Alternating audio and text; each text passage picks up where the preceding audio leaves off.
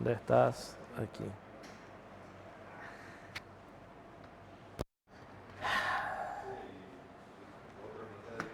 Arranquemos despacito. USB es un protocolo que nació en la era de la computación, destinado específicamente a reemplazar los puertos que se incluían en las computadoras para distintas funciones. ¿Sí?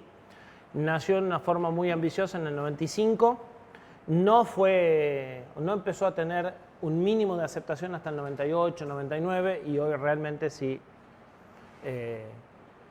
tiene tanta aceptación como para que usen teclados y mouse USB, que cuando esto surgió era una locura. ¿Sí? La norma USB es una norma, creería que es la norma más compleja que vamos a ver, no la vamos a ver en la profundidad que vimos otras cosas. Define todo lo relativo a la conexión, define cables, corrientes, señales eléctricas.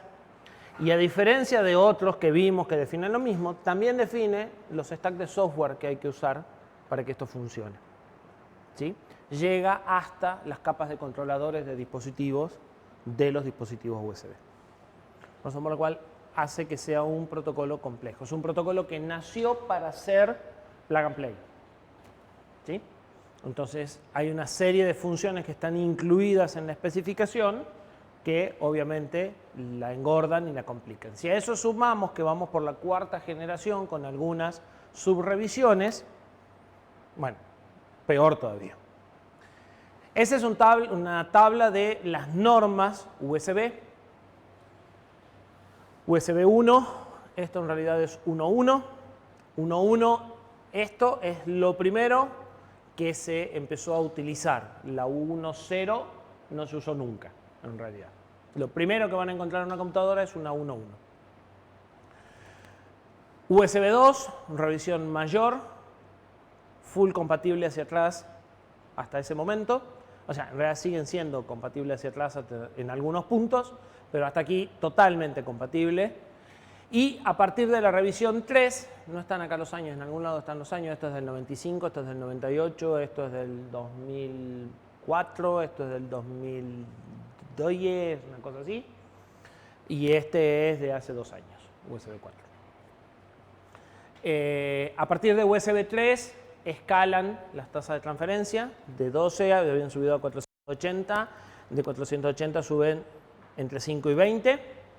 Escalan valores de corriente, cambian conectores, siguen siendo compatibles, por decirlo de alguna forma, cambian formas de modulación, cambian cantidad de hilos físicos con los que se establece la comunicación. ¿Sí? Cambian muchas cosas en USB 3. Y en USB 4 cambia, pero no tanto. En realidad USB 4 lo que permite es encapsular varios protocolos diferentes dentro del mismo conector. Pero cuando se transporta USB, se sigue transportando básicamente USB 3.2. ¿Sí? A menos que entremos en esta opción. Pero si no, esto es lo mismo que esto.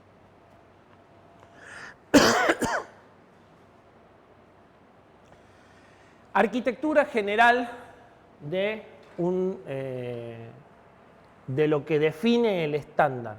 El estándar define 3 componentes para todo lo que es el sistema de USB.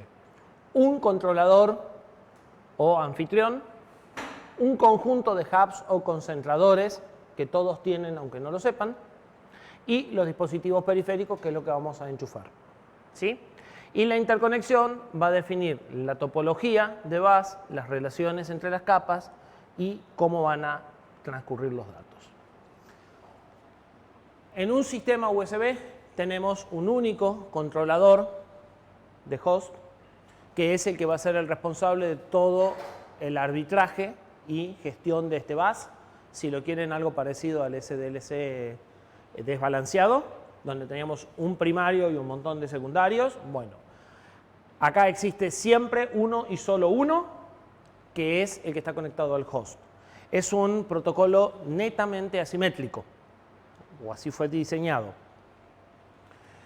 Ese controlador tiene incorporado un hub de raíz. Los hubs cumplen las mismas funciones que los hubs o que los switches de una red. ¿sí? Donde hay retransmisión de datos y retransmisión eventualmente de potencia.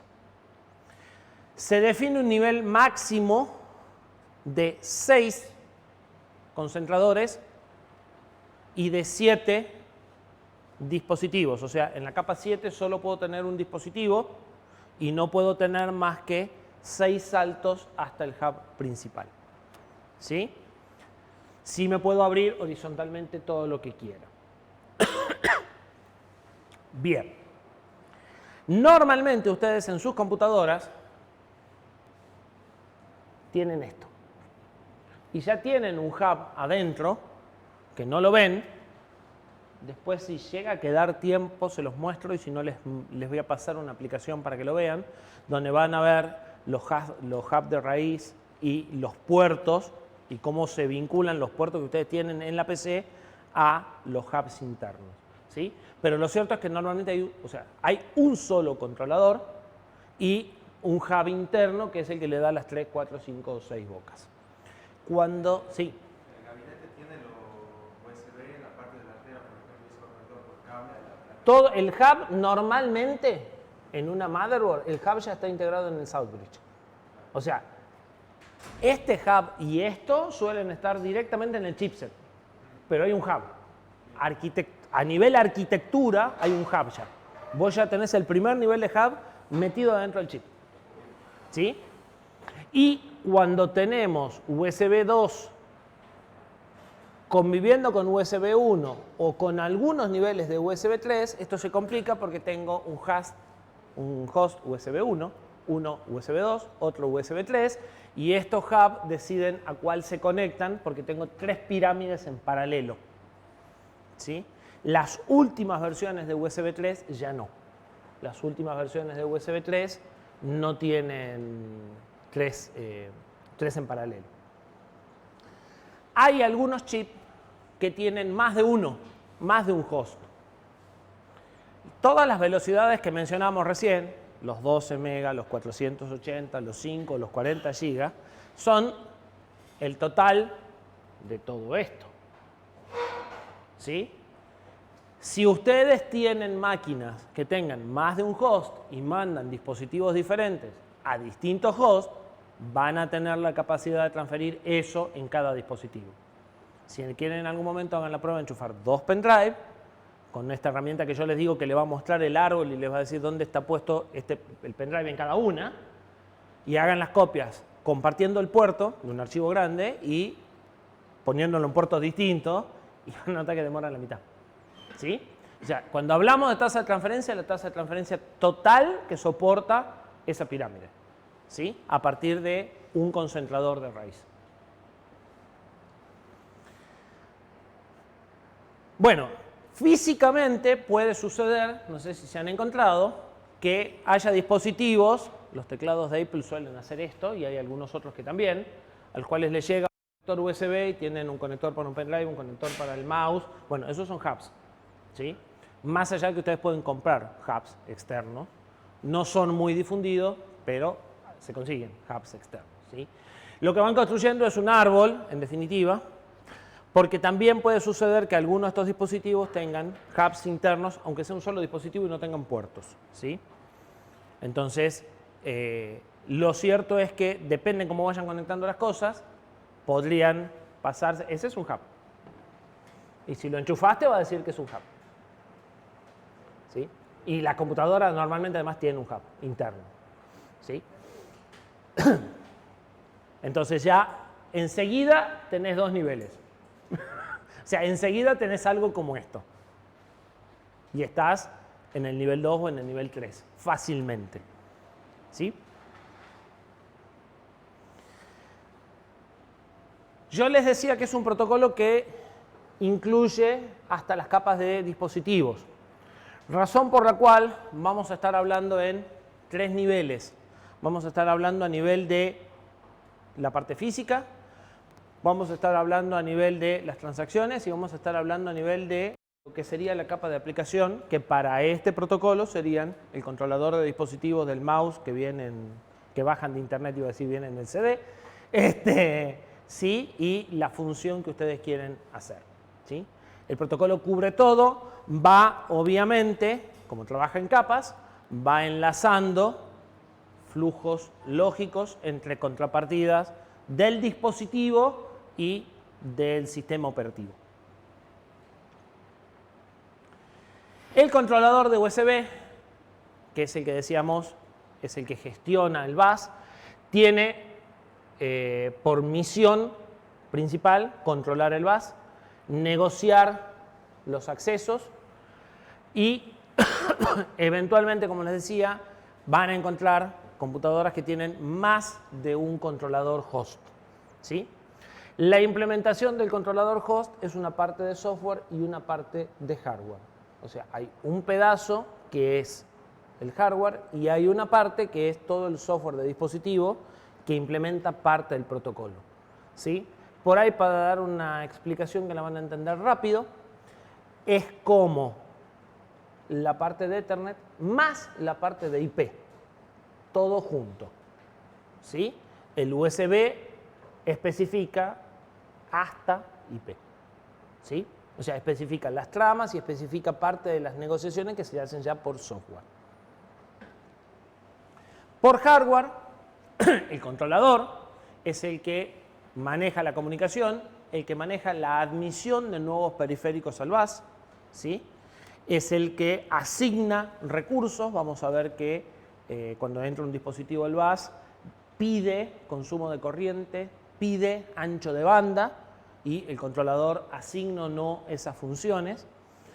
Es el que hace el control de flujo y es el que maneja a todos los dispositivos que están conectados. Y es el que provee energía eléctrica porque USB prevé desde una primera norma que puedan haber dispositivos que se alimentan directamente desde el bus, ¿sí? Obviamente hay dispositivos que sí y dispositivos que no. Desde el lado de vista software se encarga de enumerar y asignar los recursos, de asignar los anchos de bandas para los tipos de transferencias que se van a realizar y de administrar la capacidad de energía, o sea, administra la capacidad energética que tiene y la capacidad de ancho de banda que tiene, ¿sí? Las dos cosas. Y todo lo que es la información de los dispositivos. La parte de software es bastante grande. La parte de software que está especificada en la norma, ¿sí?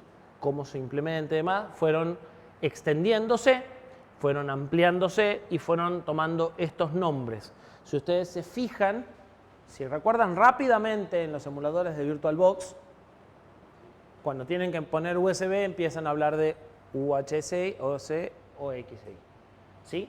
Esas son las partes de software del protocolo, ¿sí?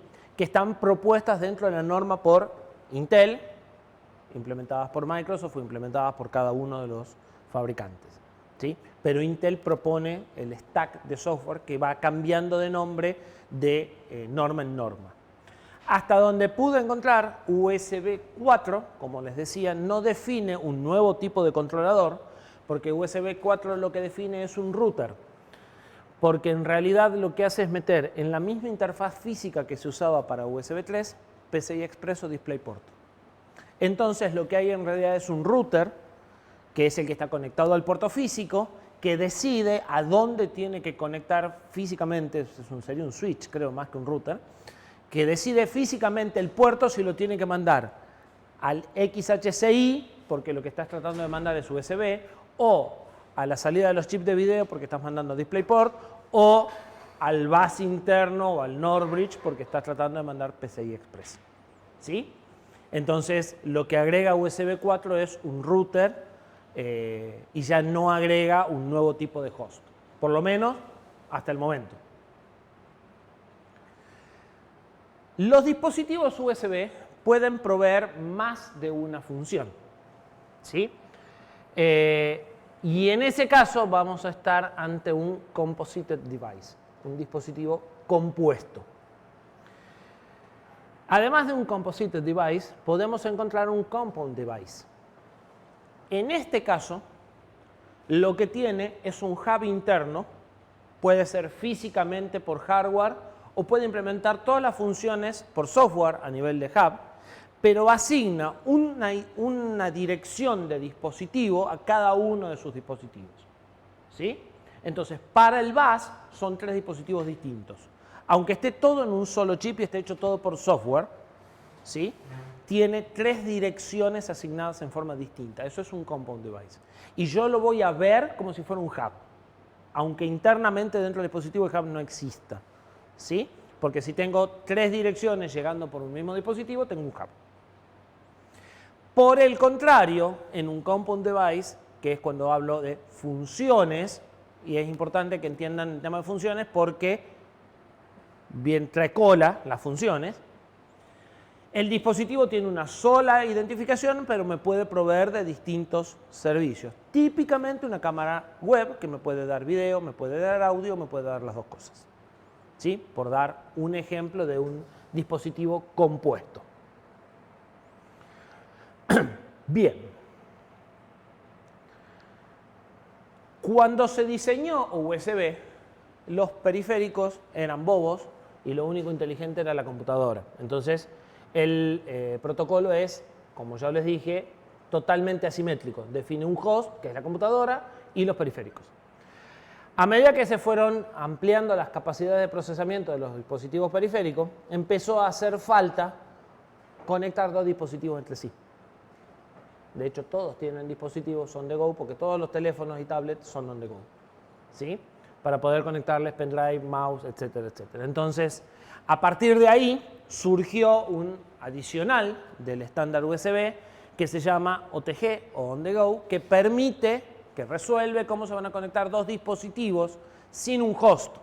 Entendiéndose por host una computadora y 2 dispositivos como algo que eventualmente también se conecta a una computadora. ¿Sí? Porque ustedes podrán decirme, no, bueno, pero yo podría tomar a mi celular como una computadora. Sí, pero si tomás al celular como un host, 2 hosts no se pueden conectar entre sí. Entonces, si el celular tomase el rol de host, nunca se podrá conectar a la PC. ¿Se entiende la diferencia? Entonces, en un dispositivo on the go, puede asumir el rol de host cuando no está conectado a un host. Entonces aparece un tercer tipo. Los dispositivos, que solo pueden ser dispositivos, el host, que solo puede ser host, y estos, que normalmente son dispositivos, pero podrían convertirse en host. ¿Sí? Para eso define 2 funciones que se llaman OTGA y OTGB, que están marcadas por quien suministra la energía, porque uno de los problemas de esto es, habíamos dicho que íbamos a alimentar las cosas, entonces ahora el celular tiene que alimentar el mouse, ¿sí? Es parte de los problemas de OTG. Entonces el proveedor de energía es el OTGA y se comporta como el host, y el proveedor y el consumidor de energía es el OTGB y se comporta como un dispositivo normal. Esos roles se pueden invertir a través de un protocolo, ¿sí? Y convertir al consumidor de energía en el máster o en el host y al que suministra energía en el dispositivo. Eso lo usaron los compañeros suyos en un proyecto en el que usaban la educía como osciloscopio conectado a un celular. Pero necesitaban que el celular no se descargue. Entonces, la educía le daba energía, pero el que tenía que hacer la toma de muestra y mostrar la información era el celular. O sea, el celular tenía que actuar como host. Al tomar energía de la placa, el celular entraba como dispositivo buscando una computadora. Entonces, en la educía se implementó este protocolo para decirle, no, vos tenés que ser el host. Entonces, la placa educía era host durante un tiempo suficientemente breve para negociar la inversión. Y después la placa quedaba como un dispositivo normal y el celular como un dispositivo host, pero no suministraba la energía.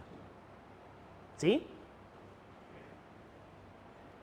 Si vos querés enchufar eso al auto, por ejemplo, y que vos manejes desde el celular la reproducción o algo por el estilo, pero no se te morfe la batería, lo tenés que hacer de esa forma. Porque el flujo de energía está vinculado, o sea, decidieron que el flujo de energía tiene que ser el mismo que el flujo de datos. En principio, y vos querés que el flujo de energía vaya en un sentido y el flujo de datos vaya al revés. Vos querés desde un dispositivo bobo alimentar a la computadora, porque no es una computadora, es un celular. ¿Sí? ¿Se entiende? ¿Y estaría transmitiendo energía en un sentido y datos a la vez? Sí, sí, son dos cables distintos. De hecho, tiene 4 hilos, 2 de potencia y 2 de datos. Un USB viejo, así que no hay ningún problema. De todas formas, aunque estuviese solo 2 hilos y trabajara con portadora, vos podés fluir la energía para un lado y los datos para el otro. ¿Sí? Bien. Comunicación. La comunicación se hace, como dijimos, en capas. Entonces vamos a tener que ver lo que son las funciones, ya vimos, las funciones están por arriba de esto. Vamos a tener que ver las transferencias, las transacciones y recién los paquetes. ¿Qué es una transferencia? ¿O qué hace la transferencia? La transferencia negocia los parámetros de dirección, ancho de banda y características de cómo se va a pasar información para una función en particular. Define el tamaño también de los paquetes que se van a mandar. El tráfico en USB se hace en base a ventanas de tiempo, o sea que podríamos decir que es un protocolo por división de tiempo, un TDM, básicamente. ¿Sí? Cada ventana de tiempo se llama frame, y acá frame no es una trama, es un marco de tiempo, es una unidad de tiempo de 1 milisegundo si estamos en las más viejas, hasta USB 2, y de 125 microsegundos si estamos en las más nuevas. ¿Sí? En cada frame, lo que se hace en realidad es asignar frames a cada uno de los dispositivos para hacer transferencias. ¿Sí? Cada frame empieza con un paquete y cada transferencia consiste de una o más transacciones.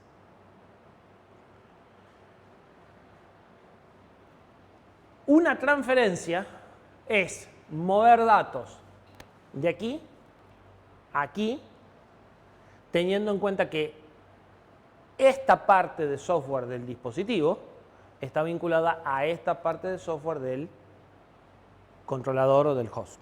¿Sí? Entonces, cuando hablamos de transferencia, hablamos de endpoints y de pipes. El endpoint es el buffer, ¿sí? Un área de memoria conocida donde yo tengo que dejar un paquete de datos. Y una transferencia es tomar el contenido de un endpoint de acá y dejarlo acá. ¿Sí? Y el pipe es el enlace conceptual que lleva datos de aquí para aquí. ¿Sí? Sin importar cómo llegan esos datos. O sea, estamos en un protocolo encima de transporte. ¿Sí? Entonces, desde el punto de vista de software, lo que se define son buffers, que son los endpoints, áreas de tamaño fijo dentro de opciones. ¿Sí? O sea, yo defino cuál es el tamaño con el que quiero trabajar. USB me da varias opciones. Direcciones de memoria en donde yo dejo los datos y el protocolo se encarga de mandarlos al otro lado, negociando todo lo que hace falta. ¿Sí? ¿Ustedes programaron un socket? En proceso. Bueno, algo parecido. Yo le digo mandalo y no sé cómo me aparece del otro lado. ¿Sí? En este nivel estamos en lo mismo. Bien. Cada función, ¿se acuerdan que habíamos dicho que un dispositivo podía tener varias funciones? Bueno, en este dibujo cada dispositivo tiene una sola función, pero podrían ser dos funciones diferentes. Cada función va a necesitar más de un endpoint, porque los endpoints y los pipes son de una sola dirección. O sea, tengo endpoints de aquí para aquí y tengo endpoints de aquí para aquí. Entonces, por lo pronto, en estas dos. salvo que yo solo mande y no reciba nada. Y de todas formas necesito un endpoint de control, ¿sí?, que va a servir para intercambiar información de control, además de la información de datos.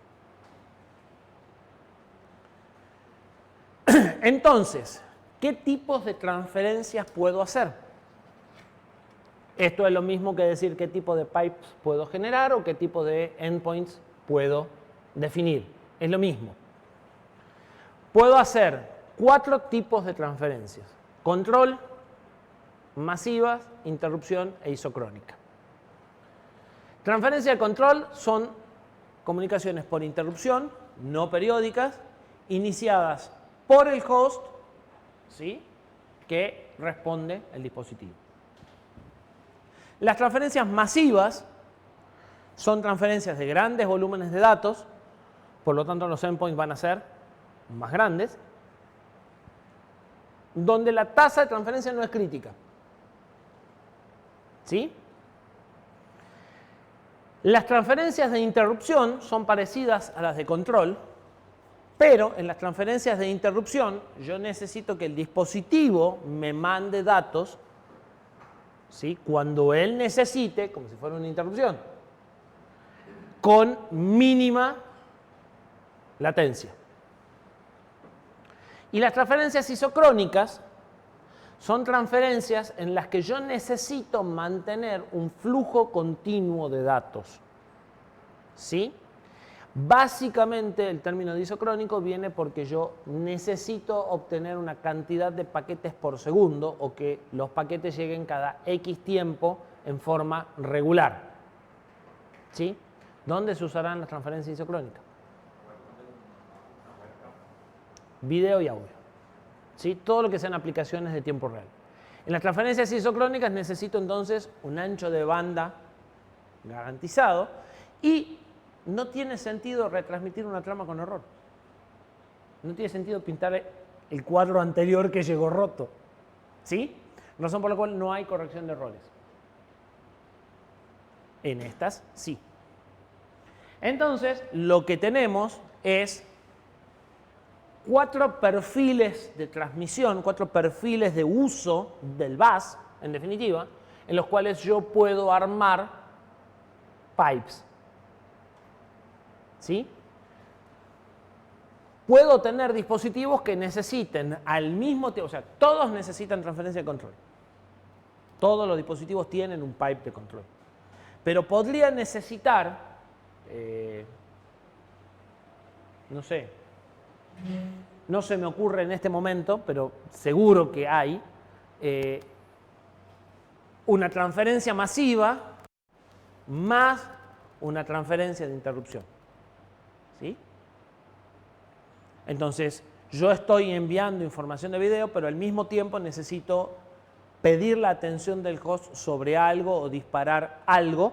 Y si yo necesito llamar la atención del host lo más pronto posible, necesito una interrupción de este tipo, una transferencia de este tipo, independientemente del streaming de video que estoy mandando por acá. ¿Sí? Entonces, va a ser bastante normal que tengamos más de un pipe abierto. Más de uno seguro, pero más de 2 pipes abiertos. ¿Sí? Además, no pierdan de vista que esto es unidireccional. Entonces, si yo tengo una transferencia masiva en un sentido, probablemente necesite una transferencia de control y de interrupción en sentido contrario para decirle no me mandes porque estoy todavía procesando la hoja, si es una impresora o cosas por el estilo. ¿Sí? Entonces, más o menos, ¿para qué se usan? Lo habíamos visto. Las transferencias de control se usan para configuración. Las transferencias masivas, impresoras, pendrive, todo ese tipo de cosas. Cosas donde si demora 2 segundos más, no me preocupa. Las transferencias de interrupción, todo lo que son dispositivos de interfaz humana, por ejemplo, usan interrupción. Y las transferencias isocrónicas, normalmente multimedia. ¿Sí? Fíjense que estos pipes están orientados a stream, o sea, son flujos que se mantienen abiertos, mientras que el de control es algo más orientado a un datagrama. ¿Sí? Bueno, y ahí tienen algunos detalles. Fíjense los tamaños de trama. Piensen que esto tiene que cubrir, o sea, esto es un dispositivo, un bus que hoy puede funcionar con un mouse de $2.50. Entonces, obviamente, el mouse va a tener endpoints chiquititos, solo este modo, algo muy limitado, ¿sí? Mientras que esa bestia de cámara, o peor, que está mandando por acá audio, más video, más información de control del estado de los micrófonos y demás, va a tener varias funciones y varios streaming abiertos al mismo tiempo, ¿sí? Y todo tiene que convivir encima. Entonces tienen varias opciones de tamaños de endpoint, ¿sí? De tamaños de buffer, y varias opciones de formas de trabajo. Ahora, todos estos packs que son diferentes físicamente estarían Es software en esto. el mismo canal. Esto es un tema conceptual. El pipe lo que te da es el llevar un bloque de datos del host al dispositivo o del dispositivo al host sin que vos te preocupes. De hecho, cuando ustedes programen en el laboratorio, en la Ducía, ustedes van a decirle que quieren usar un endpoint, como van a hacer un mouse, van a hacer un endpoint, creo que de 1 byte o de 2, y ustedes van a decir, escribo esto en el endpoint y ya tenés host. ¿Qué pasó por debajo? No, en este momento no me preocupa. Y cuando vos usás un stack de software que ya te dieron, no te preocupa. Vos declarás tus endpoints, ponés los datos en el endpoint, abrís en la PC, el host, abrís el endpoint del host, ponés los datos acá, te aparecieron allá. Así de difícil, digamos, ¿sí? Y en el host normalmente tenés una interrupción para decirte que ya están los datos. Y en el dispositivo también si fuese al revés. Por eso son unidireccionales, ¿sí? ¿Cómo se va mezclando eso? Lo vamos a ver. Pero eso se va mezclando en paquetes que se van metiendo en las tramas y que viajan todo por el mismo cable, obviamente, ¿sí? Vamos de nuevo. Estamos al nivel de decir que estoy abriendo puertos en TCP. Que creo que esos puertos y TCP lo tienen claro ya. Bueno, es el... Más claro que esto seguro. Bien. Entonces el equivalente, o sea, es un multiplexado lógico, ¿sí? Que acá está definido desde el punto de vista del buffer en lugar desde el punto de vista del flujo. En los sockets de TCP lo que el multiplexado se maneja como un flujo.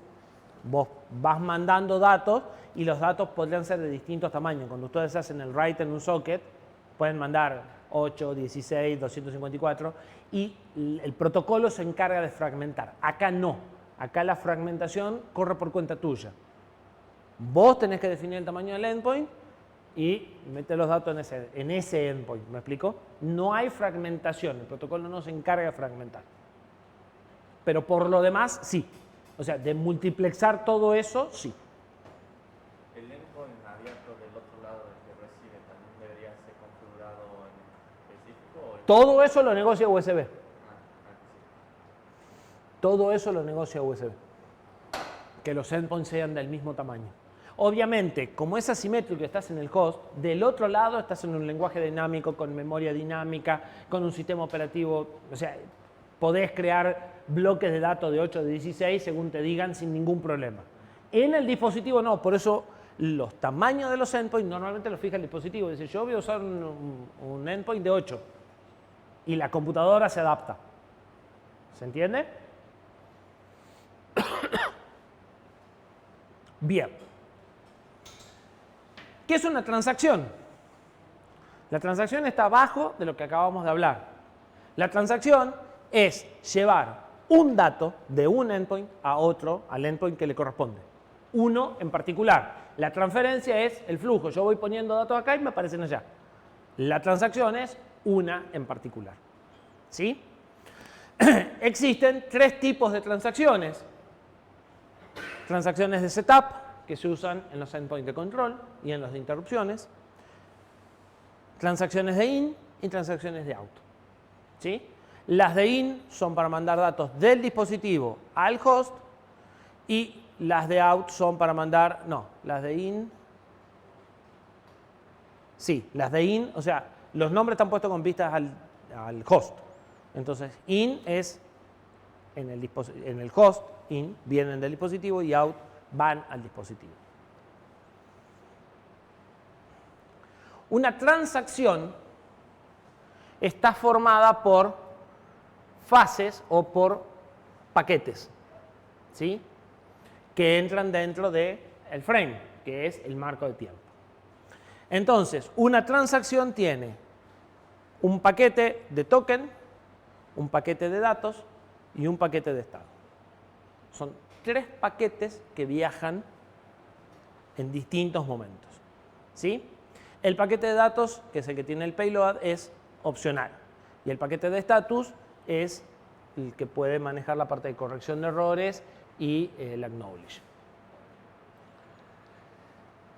En resumen, nosotros tenemos una transferencia por cada endpoint, ¿sí? Si mandamos audio y video, tendremos una transferencia, ¿sí? O un pipe isocrónico para el audio, otro pipe isocrónico para el video y otro pipe de control. Cada transferencia se va rompiendo en transacciones. Cada vez que tengo que pasar un paquete de datos de un endpoint al otro, hago una transacción. Cada transacción impacta en n paquetes. O sea, cada transacción está formada por 3 paquetes. Y esos paquetes, a su vez, tienen campos como todos los paquetes que vimos en todos los protocolos. ¿Sí? Seguro, ¿no? Bien. ¿Cuáles son los campos de un paquete USB? Un viejo conocido nuestro, sync, pero no es el mismo sync, pero tiene la misma función, ¿sí? Es una bandera de sincronización. A continuación de la bandera de sincronización, igual que los protocolos sincrónicos que vimos antes de ayer, viene un identificador de paquete parecido al campo control de SDLC. A continuación viene la dirección. Todos los dispositivos en el bus tienen dirección. La única dirección que se maneja es la del... Sí, la de que tengo uno solo. Para asegurarme que no me pierda. Justo la contraria, del dispositivo. Igual que SDLC o HDLC cuando estamos en desbalanceado. ¿Sí? Como hay un solo primario, lo único que importa es la dirección del dispositivo. ¿Sí? Por lo tanto, las direcciones son del dispositivo. Tiene un tamaño de 7 bits y puede manejar 127 dispositivos porque la 0 no es válida como dirección porque se utiliza en el proceso de enumeración, que lo vamos a ver después, que es averiguar quiénes están colgados al bus. ¿Sí? Entonces, durante ese proceso, antes de configurar, porque la dirección aquí se asigna dinámicamente. ¿Sí? El host asigna una dirección dinámicamente. Entonces, hasta que eso sucede, usan la dirección 0. ¿Sí? En SDLC la configuraron ustedes a mano a la dirección. Valores de los campos de tipo de paquete. No son tantos, porque tienen 4 bits para definir los tipos de paquetes, razón por la cual tienen 16 paquetes. Por razones de seguridad, supongo, se mandan los 4 bits y se vuelven a mandar los 4 bits complementados. O sea, el campo de paquete, de tipo de paquete es de 8 bits y se mandan 4 y el complemento de los 4. Y ahí están más o menos los tipos de paquetes. No vienen al caso, pero fíjense que tienen un ping, que tienen los in, out, setup para los tokens, los paquetes de datos. ¿Sí? Fíjense, ¿les suena conocido?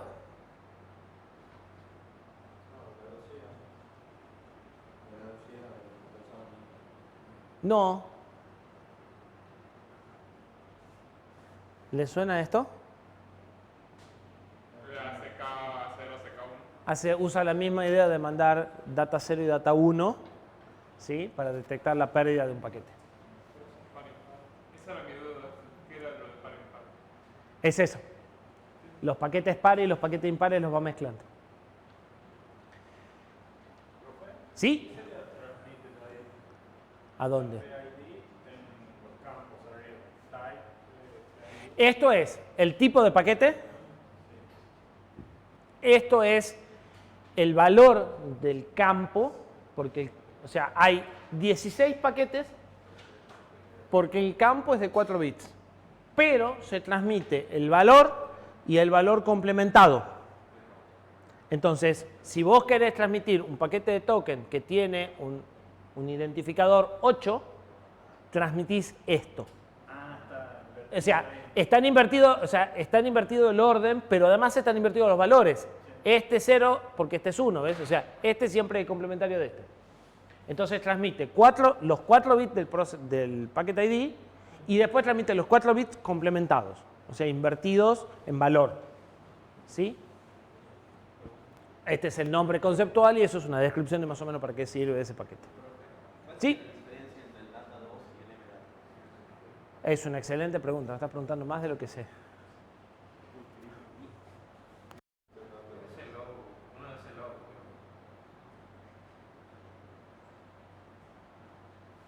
Sí, no sé, habría que sentarse a verlo. No lo investigué tanto el protocolo. ¿Sí?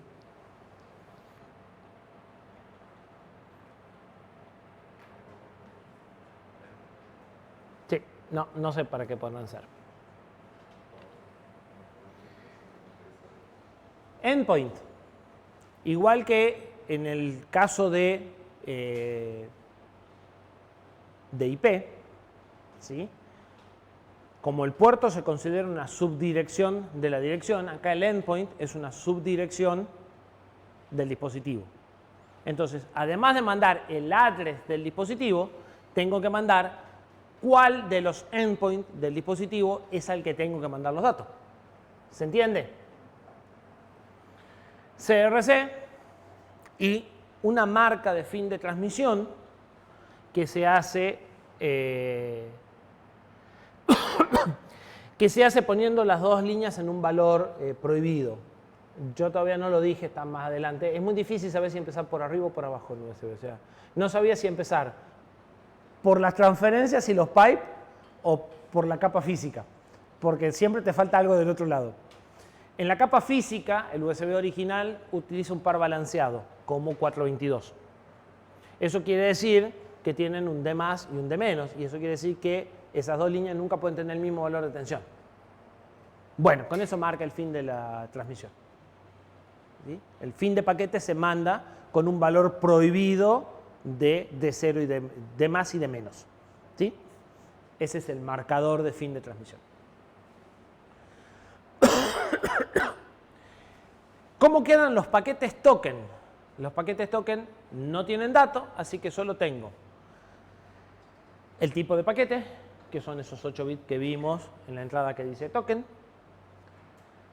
los 7 bits de dirección del dispositivo, los 4 bits del endpoint y el CRC. Y como es un paquete corto, utiliza un CRC de 5 bits. Pero para los paquetes largos es un CRC de 16. ¿Sí? Así que hay 2 CRC en función del tamaño del paquete. Todos los paquetes tienen CRC. Dentro de los paquetes token, puedo mandar un IN para que la computadora pida datos al dispositivo. Puedo mandar un out diciéndole a la computadora que tengo datos para mandar, o puedo mandar el setup, que es el que se utiliza para el proceso de numeración al inicio. Los paquetes de datos tienen un PID,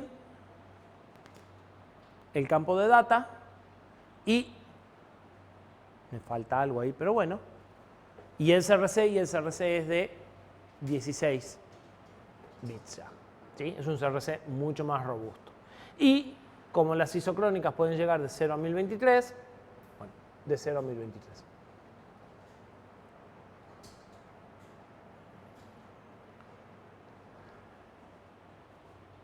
Paquete de inicio de frame. PID, número de frame, CRC.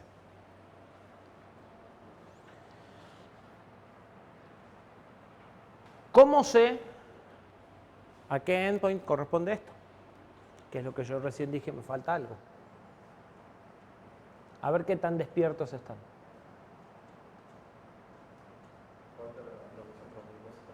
No falta.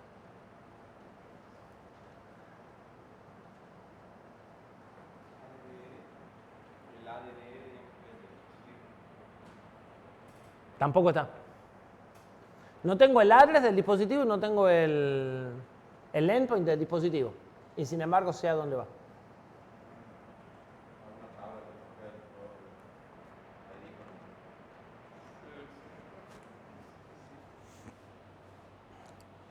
Token, frame de dato, ¿sí? Y recién el handshake. Este paquete tiene un paquete de estos antes. Y acá tengo un número de frame. Y antes hubo una transacción de control que dijo que el frame 5 se lo voy a asignar a este endpoint en este dispositivo. ¿Se acuerdan que teníamos ventana de tiempo? Entonces, primero hay una transacción de control que dice, para ese endpoint, para ese dispositivo vamos a hacer una transacción. La transacción X que va a ir en este frame. Entonces, una vez que dijiste eso, con esto y después esto, ya sabes, este paquete viene antes de este. ¿Sí? Lo que pasa es que seguramente pueden venir más de un paquete de estos. ¿Sí? Por eso no me hace falta, porque el número de frame ya me dijo todo.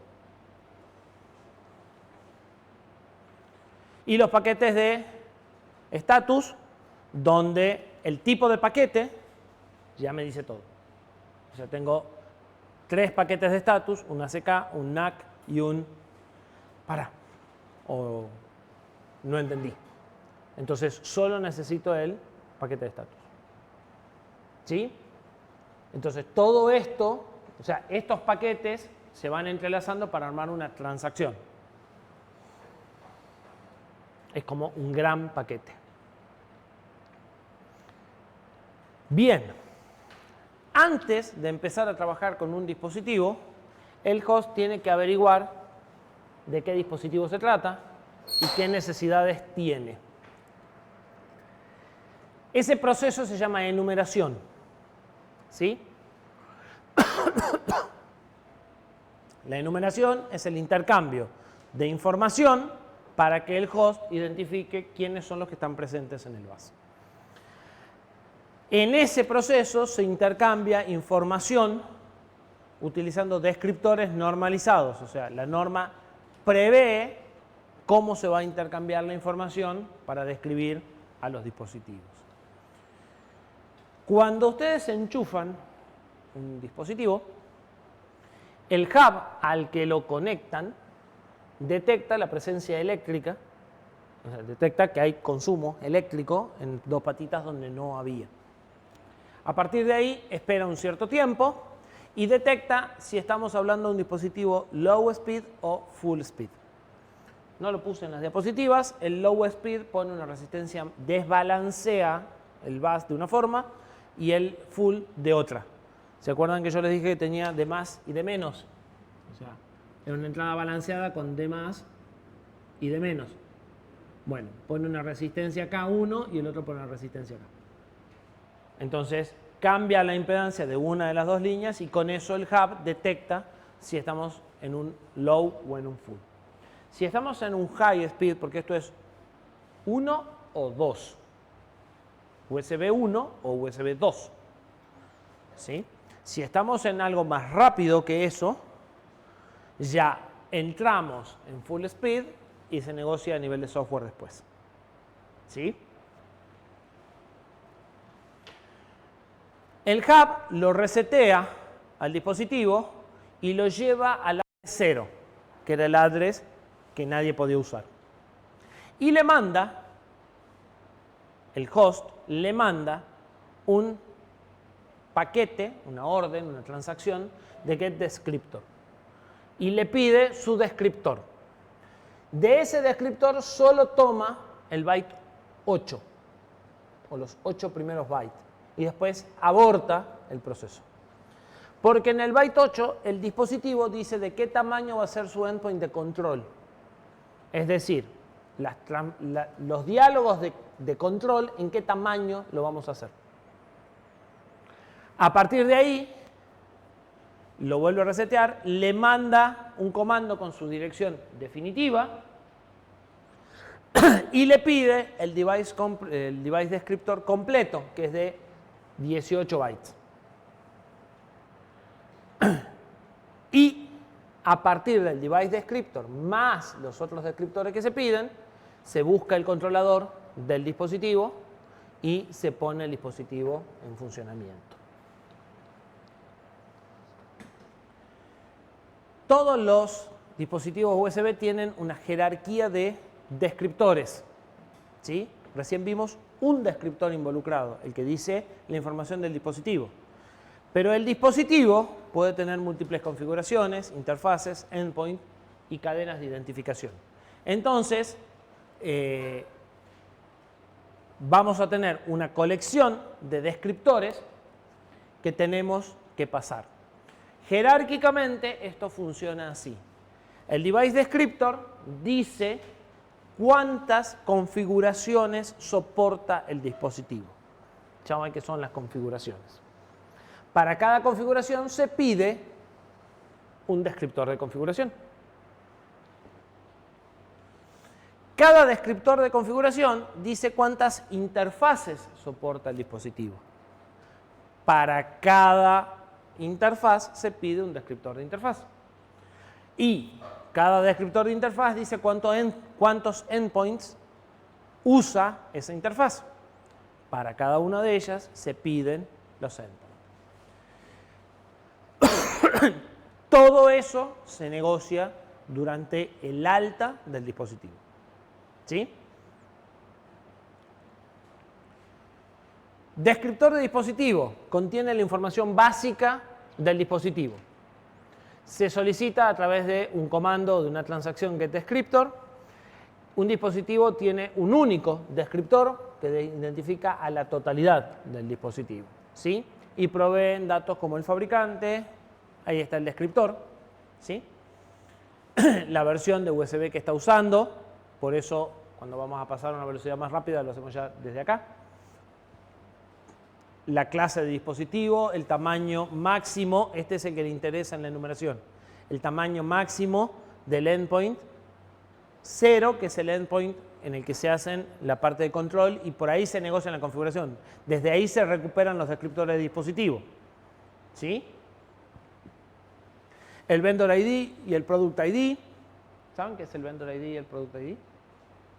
Porque yo no lo puse en la diapositiva eso.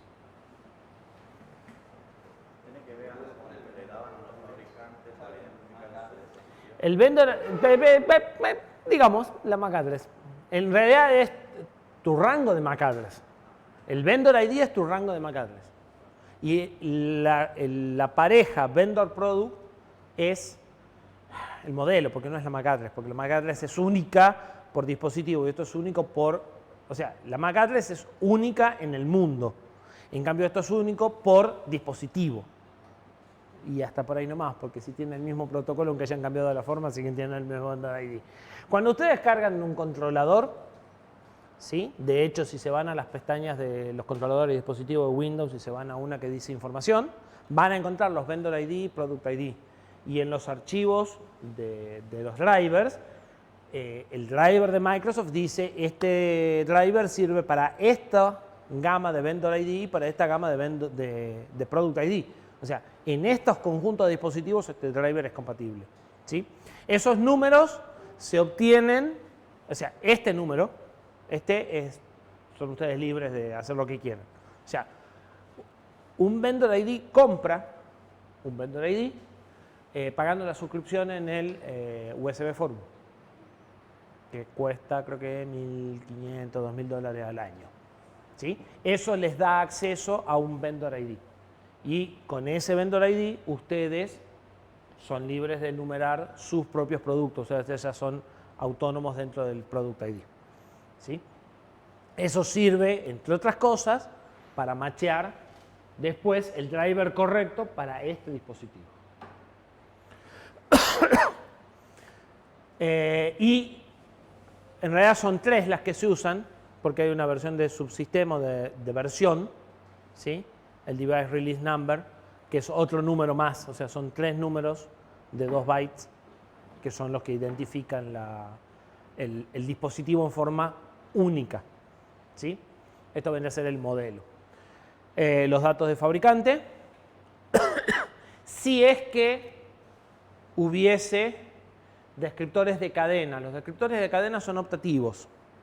Entonces, si vos querés mandar el nombre del fabricante y que aunque no tengas el dispositivo, sepas quién es el fabricante del dispositivo, lo que tenés que hacer es generar descriptores de cadena y decirle en el descriptor 1 está el nombre del fabricante, en el descriptor 2 está el nombre del producto, en el descriptor 3, entonces él va a ir y va a buscar el descriptor 1 de cadena, el 2 de cadena, el 3, y va a armar toda la información. Si vos acá pones nada, no tenés descriptor de cadena, solo tengo el vendor y el producto, ¿sí? Los descriptores de cadena son muy fáciles, son cadenas, punto. Por ahí para que se entienda, esto está grabado en el firmware del dispositivo y el dispositivo envía toda esta información, incluyendo las cadenas y demás, a el host para que sepa quién es, ¿sí? ¿Qué es una configuración? Una configuración especifica cómo se alimenta el dispositivo, cuál es el consumo máximo de potencia, cuáles son las interfaces y cuál es la demanda de ancho de banda. Normalmente un dispositivo tiene una sola configuración, pero existen posibilidades, no sé, se me ocurre una muy rápida, las grabadoras de CD externas, que depende cómo las alimentábamos, necesitaban más corriente o menos corriente del bus, porque están alimentadas, se podían alimentar por una fuente de alimentación o se podían alimentar por el bus, pero como el láser consume más de lo que el bus le podía dar así nomás, entonces había 2 alternativas, ¿sí? Me alimento de un lado, me alimento del otro. Entonces, en función de cómo está alimentada, puedo tener una u otra. Me ha pasado de usar, por ejemplo, unas lectoras de códigos QR que podían ser emulación de teclado, emulación de RS-232 y no me acuerdo qué otra cosa. Entonces vos le decías, no, pero me queda más cómodo como teclado. Entonces lo que leía te generaba una emulación de teclado. No, me es más fácil abrir un puerto serial de comunicación, entonces emulaban. Y la misma pistola podía levantar 3 perfiles, vos desde el host decías cuál era el que querías usar, ¿sí? Eso es la idea de configuración. No es muy habitual encontrar más de una configuración, pero por lo menos una tengo que tener. Las configuraciones no pueden estar más que una activa por vez. O sea, o es esto o es lo otro, ¿sí? Son mutuamente excluyentes. Este es el descriptor de configuración, que básicamente lo que me dice es la cantidad de interfaces y algunos atributos y el consumo de potencia, ¿sí? Una interfaz es un grupo de endpoints que trabajan juntos para implementar una función de un dispositivo. ¿Se acuerdan lo que era una función del dispositivo? No, ya me perdí hace rato. No, nada que ver. La función del dispositivo son las cosas que te puede proveer. En el caso de la webcam, una función es el audio y otra función es el video. Son funciones distintas porque te está entregando 2 cosas distintas. Vos podés decir quiero ver video y no quiero ver audio, ¿sí? Entonces, los dispositivos USB que hacen más de una cosa al mismo tiempo, un teclado con un trackpad. El teclado es una cosa y el trackpad es otra. Podían hacerlo de 2 formas. Lo podían hacer como 2 dispositivos independientes. En ese caso le asignan 2 direcciones y yo lo veo como un hub con 2 dispositivos, aunque sea uno solo. La otra era un composite device. En un composite device yo veo un solo dispositivo, pero hace 2 cosas. Y pueden ser muy distintas las 2 cosas. En el caso del puerto de debugging de la EDUCIA, uno es el puerto de programación y el otro es un puerto serial, ¿sí? Tienen hasta controladores diferentes para cada función, porque cada función es una cosa distinta. ¿Sí? Esas son las funciones. Cada función necesita endpoint, porque necesita llevar y traer información. La interfaz son un conjunto de endpoint que trabajan juntos para implementar esa función. Ahora, puedo tener más de una interfaz para una misma función. Por ejemplo, puedo tener, en el caso de un puerto de comunicaciones, la interfaz de control para decirle transmitía 9.6, transmitía 19.2, transmitía 115.800 y la interfaz de datos por donde estoy mandando o recibiendo los datos que quiero sacar por el puerto serial. ¿Se entiende? Son interfaces distintas porque estoy gestionando cosas distintas. El mismo dispositivo, la misma función, emular un puerto serial, pero por un lado le tengo que decir la velocidad y por el otro lado tengo que mandar los datos. ¿Sí? Entonces tengo dos interfaces distintas para una función. Una de control y una de datos en realidad. ¿Sí? Porque la interfaz puede tener dos endpoints, porque los endpoints son unidireccionales. Entonces la de datos va a tener el endpoint de ida y el endpoint de vuelta. Y la de control tendrá un endpoint de control, ¿sí? O de interrupción. Entonces por el endpoint de interrupción me dice que se activó el DTR, que no me lo puede mandar por el dato, y por otro endpoint de control yo le digo prende el DTE. ¿Sí? ¿Se entiende la idea? Para una función necesito por lo menos una interfaz, pero una función puede tener más de una interfaz. ¿Sí? Para cada interfaz necesito un descriptor. Volvamos para atrás. ¿Sí? Para cada interfaz necesito un descriptor. Después todavía me falta el descriptor del endpoint. ¿Sí? Les dije que era complicado. El descriptor de la interfaz tiene la cantidad de endpoint que tiene que tener, el tipo y la dirección, ¿sí? Y tienen la clase. No conforme con esto, y bien, está uno más adelante. Llegamos a los descriptores de endpoint. Los endpoints son los lugares donde yo voy a poner datos o voy a recibir datos. ¿Sí? Entonces, los endpoints identifican el tipo de transferencia, porque el endpoint tiene el final del pipe, y el pipe era para hacer transferencias isocrónicas, bulk. ¿Sí? Entonces, el endpoint me dice, este es para este tipo de transferencias, y el host va a utilizar esa información para determinar, como yo sé qué tamaño tiene el endpoint, ¿sí? Y en el descriptor de endpoint me dice cuál es el ancho de banda que van a necesitar, en base a eso define el ancho de banda. No sé si alguna vez le sucedió, no, porque no deben de haber tenido en tu bajado muchas cosas USB al mismo tiempo.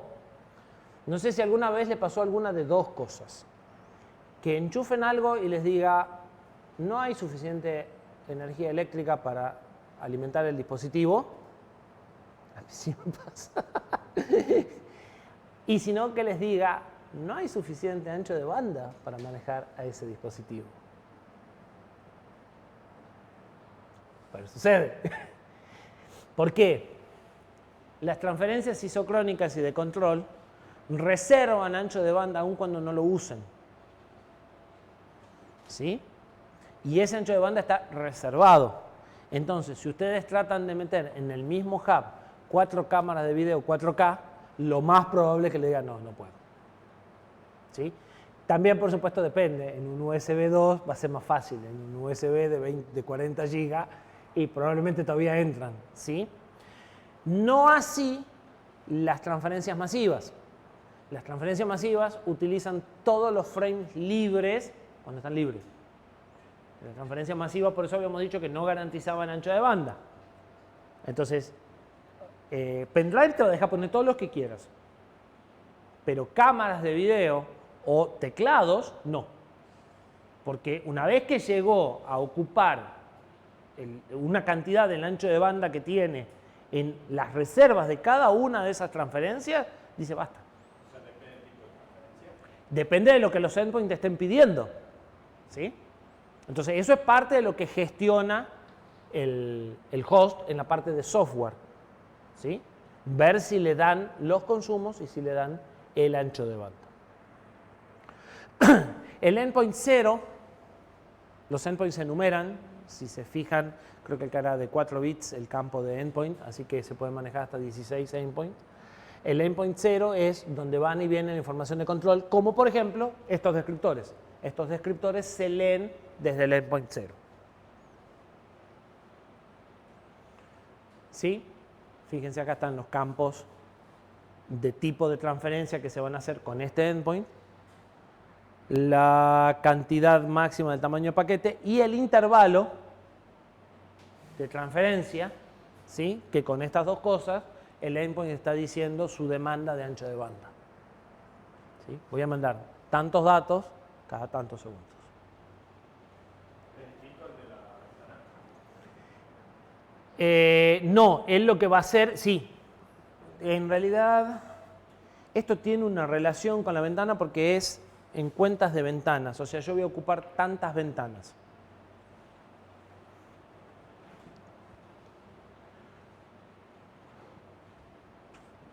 Bien. Todos enchufaron un mouse en una PC, ¿verdad? ¿Y por qué no tienen que instalar un controlador para el mouse? Pero sí para la impresora. Nunca se lo preguntaron.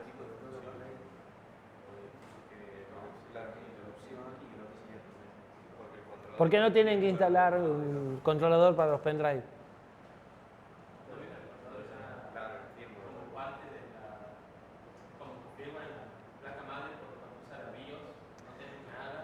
Estás haciendo una mezcla enorme. No tiene que ver con el sistema operativo, tiene ya cargado los controladores para los padres, el nivel y el incluso uno de esos. No, no del todo. En realidad, porque la gente de USB dijo, todos los mouse funcionan igual. Entonces, ¿sabes qué? Vamos a definir clases de dispositivos. Y hay dispositivos que son todos iguales, entonces van a ser todos de la misma clase, van a usar los endpoints de la misma forma, y entonces con un solo driver me sirve para cualquiera. Entonces hay en el protocolo, dentro de USB, están definidas X clases de dispositivos que son dispositivos genéricos. Entonces, si ustedes adaptan la información a lo que esos dispositivos genéricos dicen, o sea, esos dispositivos genéricos te dicen, ¿vos querés un mouse? Bueno, un mouse necesita 3 endpoints. Uno de control en el 0, uno de de tal tamaño, de tal tamaño, de tal tamaño. Si vos haces eso, declárate como mouse, no como un dispositivo especial, y entonces Microsoft dice, es un mouse, punto. ¿Sí? Entonces, hay clases de dispositivos predefinidas. Obviamente hay un dispositivo que dice, necesito un controlador porque yo soy un dispositivo complejo. ¿Sí? Pero después tengo cosas como el USB más storage, que es, soy un dispositivo de almacenamiento. Listo, si sos un dispositivo de almacenamiento necesitas una transferencia del tipo bulk, necesitas una transferencia de control, necesitas esto, armá los drivers de esta forma, o sea, armá los endpoints de esta forma, identificate de esta forma, eso se llama protocolo USB más storage. Seguí esta secuencia de configuración y esta secuencia de diálogo y listo, sos un más storage. Hay placas, como la de UCIA, a las cuales se les puede cargar el firmware emulando USB más storage. Cuando vos arrancás, el micro, como tiene USB, se declara como un USB más storage. Y los datos que llegan los graban la flash. O sea, ¿qué hicieron? Para no tener que instalar nada en la PC, de que tenés que instalar la herramienta del OpenOCD o de algo por el estilo, siguieron la recomendación esta, y con el flujo de datos que le llega en el endpoint, graban la memoria flash. ¿Se entiende? Entonces, si ustedes eligen alguno de estos, los HID, que son los teclados, mouse, etc., los PPP, los PTP o los MTP, que son las cámaras de foto, ¿sí? Con esto es con lo que pueden descargar fotos del celular. Cuando el celular entra en descarga, entra en MTP. ¿Sí? Entonces, hay una serie de perfiles que ya están definidos y si ustedes usan esos perfiles, no necesitan driver. Por eso no necesitan driver para la webcam, no necesitan driver para todo lo que está ahí. ¿Sí? Porque se usan drivers genéricos. Sorpresa, este driver es un puerto serial emulado de comunicaciones. Si ustedes, creo que ustedes en el laboratorio no van a hacer, pero si ustedes en el laboratorio dicen a la EDUCIA por el puerto USB que son un CDC, se crea un puerto virtual serial, como los que se ponen con USB, pero sin necesidad de controlador, porque es un perfil genérico. Los fabricantes de los chips y de los adaptadores usan esto porque necesitan alguna otra cosa, pero ustedes podrían mandar una placa, una PC cualquiera, cualquier PC y entra sin driver acá. Eso es un puerto de comunicaciones. Conectores. ¿Todos los conocen? ¿Conocen todos esos conectores? ¿Y esos? Hay más de uno que no lo vieron nunca. Al micro A no lo viste nunca. Bien. ¿Al mini AB lo viste? Sí, me suena a mí también. A Play parece que tenía. No es de que está la impresora. ¿En qué impresora? Está la impresora de USB tipo A que va a la PC. No. Otra cosa tiene otro.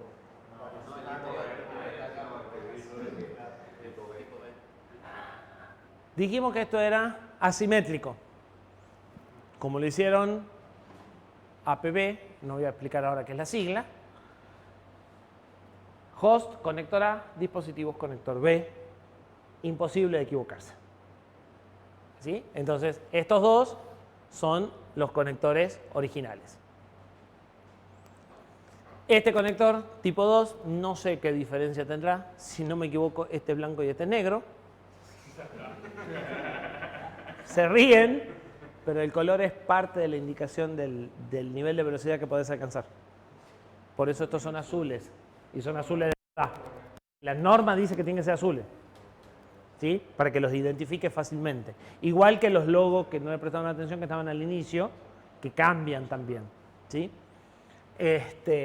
Por eso, no estoy seguro, no me acuerdo de haber tenido una PC con puerto USB-A, pero sí creo que la lengüeta era blanca, efectivamente.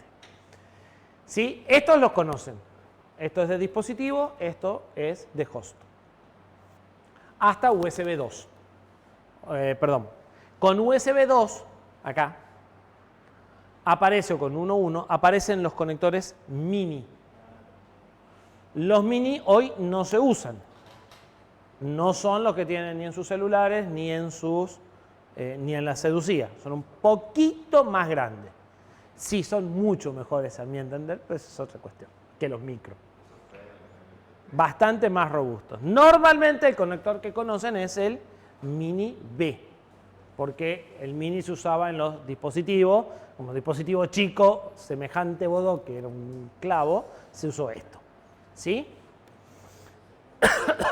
Mini A, yo creo haber visto una vez, es más, tengo hasta un adaptador de mini A a hembra, pero... Y mini AB menos. Mini AB creo que algunas máquinas de fotos lo tenían. Porque un mini AB podría tener un adaptador de mini AB a hembra y poder ponerle un pendrive, porque por eso es AB. Esto ya es OTG. ¿Sí? En las normas más nuevas aparecen los micro, que ya los conocen. Y, si no me equivoco, hoy descubrimos que la EDUCIA tiene un micro AB, la placa. Porque recibe un cable micro B y micro A indistintamente. Y la EDUCIA tiene capacidad OTG. Así que, si no me equivoco, es un conector micro AB, porque no tiene las esquinas. Entonces, este que es cuadrado entra igual acá. O sea, esto está pensado para que, o sea, estamos viendo las hembras, pero, o los machos, no sé, porque es medio raro este. Pero lo cierto es que el que va en el cable de este solo entra en este, el cable de este solo entra en este, pero el cable este y este entran en este. ¿Sí? Porque esto es un dispositivo que puede ser A o B indistintamente. ¿Sí? Los AB son para OTG. Son dispositivos que soportan OTG. Este sería el que permite el flujo de energía a un lado. Exactamente. Normalmente lo que tenés es que el cable o el conector tienen un terminal a masa y con ese terminal dicen si son A o B en el momento de enchufarlos. ¿Sí?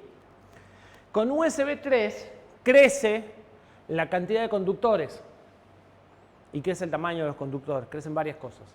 Razón por la cual se inventa este conector, que yo no sé si ustedes sabían que tiene 5 pines más atrás, que normalmente no se ven. El conector USB 3, el azul, tiene 9 contactos. Los 4 de adelante compatibles con el viejo y 5 más entrecruzados hacia atrás. Si lo miran de costado, con paciencia, o si rompen uno, lo van a notar. Y en el cable sí se ve, en un cable A sí se ve.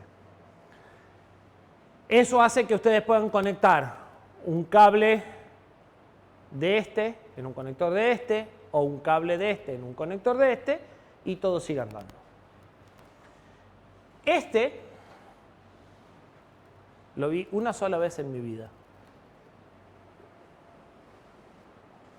Ahí. Es más, ni sabía qué era ese conector. Esto es un B USB 3. ¿Sí? Si necesitas el ancho de banda de un USB 3, cosa que casi ningún dispositivo necesita, tenés que caer en este conector. O en un C. ¿Sí? Ese bicho maneja una cámara 4K, maneja los micrófonos y maneja un par de cosas más. Entonces necesita ancho de banda. Con el ancho de banda del 2 no le alcanza. De hecho, parte de los problemas que tenía Nico en arquitectura era porque a veces le levantaba en USB 2. Y como le levantaba en USB 2, no sé por qué se le perdió un color de la cámara. ¿Sí? Todos esos problemas venían de ahí. Entonces, ese bicho tiene este conector. Y el cable es un cable de 9, o sea, mapea todos los de acá a acá. A partir de USB 3 se discontinúan todos estos conectores, ¿sí? Ya en USB 3.2 están todos discontinuados y se adopta el C que sí conocen todos, sin lugar a dudas. ¿Sí? Asignación de pines. Bueno, ninguno se va a poner a soldar nada. Lo único interesante es que todos estos sirven para marcar, o sea, todos estos sirven para marcar o para gestionar parte de on the go, y entonces el pin del medio, o sea, estos son de 5, los mini y los micro, porque el pin del medio sirve para marcar si estamos en un A o en un B, y en un dispositivo on the go, el dispositivo gestiona esta conexión para indicar qué es lo que quiere hacer. ¿Sí? Y en los conectores nuevos aparecen, yo ya les había dicho, no solo los 2 cables que ya teníamos antes, sino que aparecen 2 pares más, ¿sí? Porque pasamos de un half duplex, que era lo que teníamos antes, a un full duplex de más de un par. ¿Sí? Así que por este se transmite, por este se recibe y por este se sigue gestionando parte de la información de control. Alimentación. El estándar USB prevé la alimentación por el bus desde su primera versión. Desde su primera versión hay dispositivos que pueden ser alimentados por el bus, hay dispositivos que pueden tener alimentación propia. ¿Sí? Los hubs pueden manejar, o sea, cualquier dispositivo USB puede consumir sin pedir permiso hasta 100 mA. ¿sí? Lo que ustedes pueden sacar de un puerto USB hasta USB 2 es 100 mA. Y pueden negociar subir hasta medio ampere. Pero eso se hace a nivel transacción, o sea, hay que mandar un descriptor diciendo que quieren subir a medio ampere y el host le tiene que decir, tengo medio ampere para darte, porque no perdamos de vista que tenemos un hub que tiene 4 bocas y que este hub normalmente puede manejar hasta 2 amperes. Entonces, si tengo 4 bocas y 2 amperes de entrada, te puedo dar 500 mA cada una. Pero si ya tengo acá otro hub pasivo que está consumiendo medio ampere acá, esta boca no puede entregar medio ampere por esta boca porque medio ampere es todo lo que dispone ella. ¿Se entiende? Entonces, el controlador va armando las disponibilidades porque sabe si este hub es activo o es pasivo. Entonces, si él tiene capacidad de suministrar corriente o no. Y entonces dice, no, no te puedo mandar a vos 200 mA porque no puedo sacar más de 500 por este puerto. O sea, ahí donde estás enchufado no te puedo dar. Activo es cuando él tiene una fuente de alimentación. O sea, ese que mostraron recién Mateo es pasivo. Pero hay hubs que tienen una entrada de alimentación. ¿Sí tiene acelerador desde acá, digamos? No. Hay algunos que tienen de... Eso es otra cosa. Eso es Power Delivery. No se alimenta el hub. Alimenta la computadora. Claro, cuando me conecté ahí, o sea, ve que Cuando- no carga, dice no cargando la batería, solo alimentando la PC, digamos. ¿Cómo? Conecte el cargador de la computadora acá, con el USB, Sí. y este al hub. Debería de cargar igual. Decía alimentando la computadora, no cargando batería. Porque no le alcanza el Power Delivery que está pasando por ahí. O porque ese se está robando parte de la potencia y no le alcanza la capacidad de carga de la fuente. Tendría que probar con una fuente más grande. Ya llegamos a Power Delivery. También está. A partir de, bueno, 100 mA puede escalar hasta 500 mA si hay disponibilidad de corriente. A partir de USB 2 se agregó la posibilidad de subir el consumo o de subir la corriente que puede circular por el puerto, porque el consumo es medio relativo, hasta 1,5 amperes.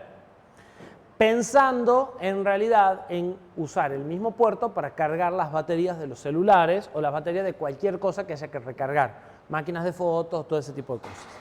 Normalmente ningún host de esta generación puede entregar 1,5 amperes en un puerto USB. Lo único que puede entregar 1,5 amperes en un puerto USB son cargadores que tienen salida que no son host, ¿sí? Entonces hacen unas triquiñuelas con esa quinta pata y unas resistencias para saber que lo que está del otro lado no es un host, sino una fuente de alimentación y cuál es la corriente que le pueden pedir. Y el dispositivo aumenta el consumo solo cuando sabe que lo que tiene enchufado es una fuente de alimentación y no un host. ¿Sí? De esa forma funcionan los cargadores de esta época.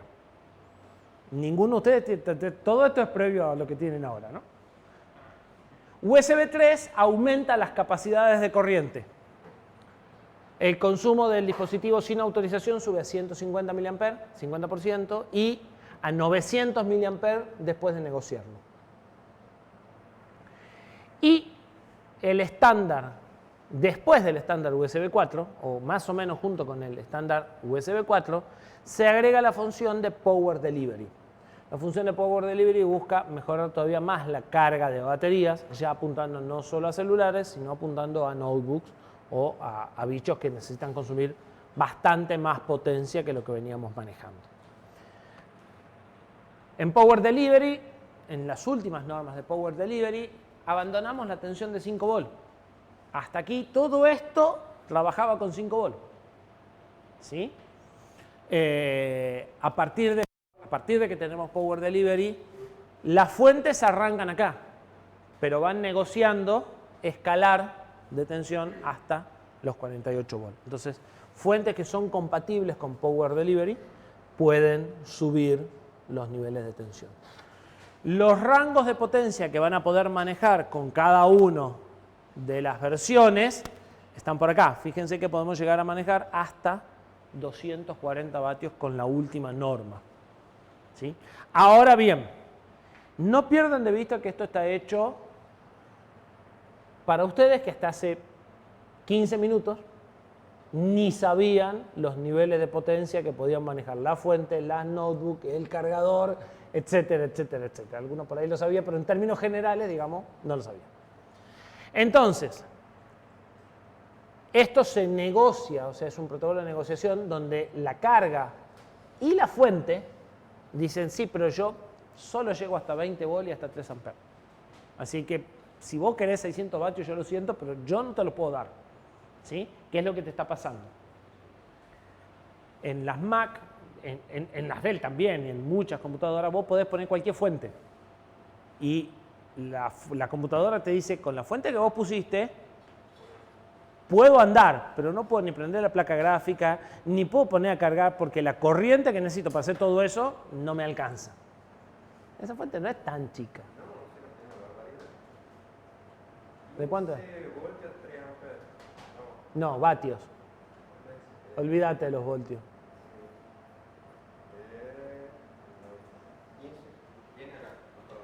65, 60 vatios. ¿Qué es USB-C, USB-C? Claro. El problema es que o ese bicho no puede traspasar los 60 vatios, o sea, a nivel conectores, calidad de pistas o algo por el estilo, él no puede pasar 60 vatios de acá a acá, es una posibilidad.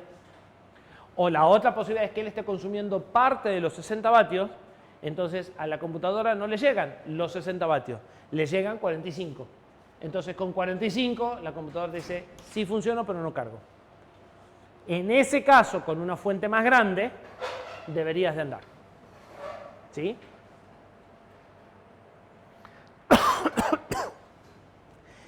Esta franjita es nuevita, ¿no? No van a encontrar ninguna fuente que cumpla con esto. Yo las fuentes más grandes que conozco llegan a 120 vatios, dentro de lo que es USB-C y Power Delivery. ¿Y estamos? ¿O quieren más?